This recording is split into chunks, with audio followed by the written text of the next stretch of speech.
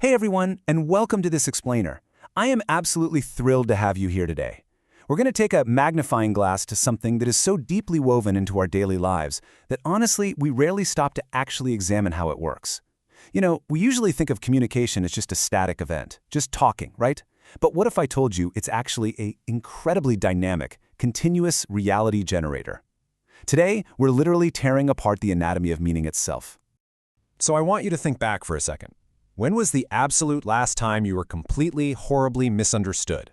Maybe it was one of those frustratingly brief text messages that you spent hours analyzing, or a simple conversation with a coworker that just somehow went entirely off the rails.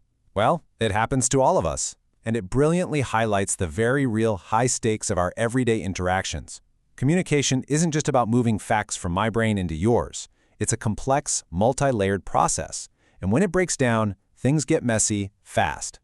All right, here is our roadmap for today. First, the core process. Second, the 4 human needs. Third, 3 models of communication. And finally, reaching competence. Okay, let's dive right into Section 1, the core process. We're going to unpack the invisible, everyday reality of how we interact and lay our foundation. Communication scholars actually use a very deliberate definition.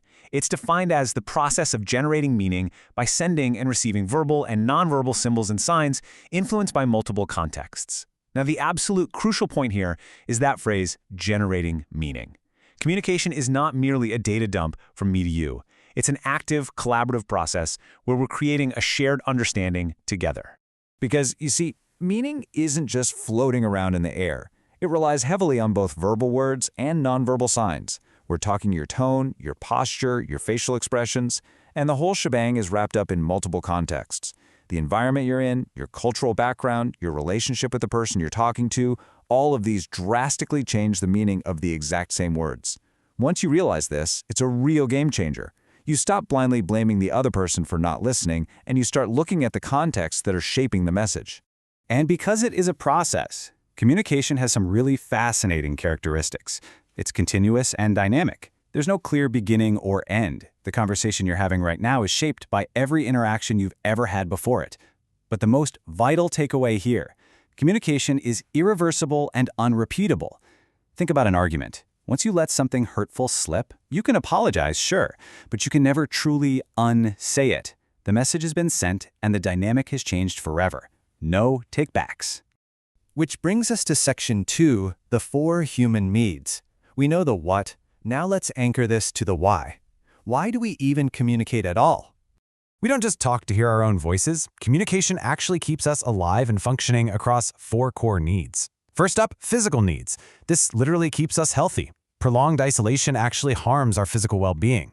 Second, instrumental needs. This is how we just get things done, like asking a coworker a question or ordering a coffee. Third, relational needs, which is how we build, maintain, and sometimes end our connections with family and friends. And fourth, identity needs. We actually figure out who we are largely by communicating with others and observing how they react back to us. Let's look at a quick micro example of this in action.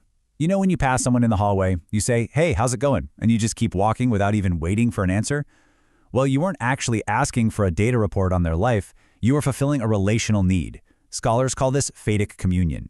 It's communication that serves a purely social function, reinforcing bonds and just acknowledging the other person's presence, rather than actually conveying any new information. Moving right along to Section 3, 3 models of communication, the how. Let's track the evolution of how scholars have tried to map out human interaction. The earliest and simplest model is the transmission model. Think of this as a one-way street. A sender intentionally encodes a thought into a message, shoots it out through a channel, like spoken words or a radio wave, and then the receiver at the other end decodes it. Boom, done. It's very simple, very focused on the sender, and honestly, a bit too simplistic for real life. Now, to account for why things sometimes go wrong, this model introduces the concept of noise, which basically lessens the clarity of the message. And this comes in 2 flavors. Environmental noise is physical distraction, like trying to give a heartfelt speech over a blaring air conditioner. Semantic noise, on the other hand, is confusion from the message itself, like a doctor using heavy medical jargon that you totally don't understand. But listen, even with noise factored in, this model just isn't rich enough to capture real dynamic face-to-face communication. So that brings us to the interaction model. Suddenly, our one-way street becomes a two-way street. Participants now alternate positions. Meaning is created through sending messages and receiving feedback. We also add physical context, our environment, and psychological context, like our mental and emotional states. This model brilliantly illustrates computer-mediated communication, like texting. I send a text, I wait, you read it, you text back. But real face-to-face communication isn't a walkie-talkie conversation, where we wait our turn and say over. And that brings us to the transactional model, the most complete and powerful model we have. Notice here that the labels sender and receiver are completely gone. We're now just communicators, because we are sending and receiving nonverbal and verbal signals simultaneously. We are doing this to literally generate shared social realities, and it's all heavily influenced by social, relational, and cultural contexts. When you look at these three models side by side, it's pretty cool. You can truly see the evolution of the idea. The transmission model, great for understanding a radio broadcast. The interaction model perfectly captures texting or emails. But the transaction model, with its simultaneous feedback and deep integration of cultural and social contexts, that is the only one rich enough to capture the beautiful, messy, dynamic reality of human beings actually talking face-to-face. All right, Section 4, Reaching Competence. Let's shift our focus to how you can actually apply this stuff to become a highly effective communicator. It all starts with understanding communication competence. And let's be clear, this isn't just knowing big, fancy vocabulary words. It's defined as having the knowledge of effective and appropriate communication patterns. And, here's the kicker, the active ability to adapt that knowledge in various contexts.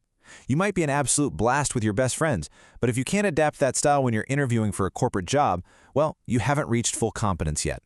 Developing this skill is basically a journey up what scholars call the competence staircase. Step 1 is unconscious incompetence.